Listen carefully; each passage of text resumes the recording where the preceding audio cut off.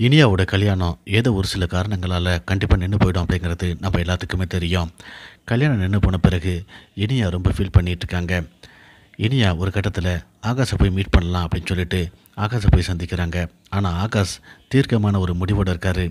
உங்கள் வீட்டில் உள்ளவங்க சொன்னதுக்காக என்னையை உதறி தள்ளிட்டு இன்னொருத்தவனை கல்யாணம் பண்ணிக்கணும் அப்படின்ட்டு மனப்பட வரைக்கும் நீ போனேன். ஆனால் உன்னை விட்டு பிரியணும் அப்படின்ட்டு நான் கொஞ்சம் கூட நினச்சதே கிடையாது. அப்படிப்பட்ட ஒரு சூழ்நிலையில் நான் அதுலேருந்து மீண்டு வரத்துக்கு ரொம்ப நேரம் ஆயிடுச்சு. எனக்கு ரொம்ப டைம் ஆயிடுச்சு. அதுலேருந்து நான் ஒரு வழியாக மீண்டு வந்துட்டேன்.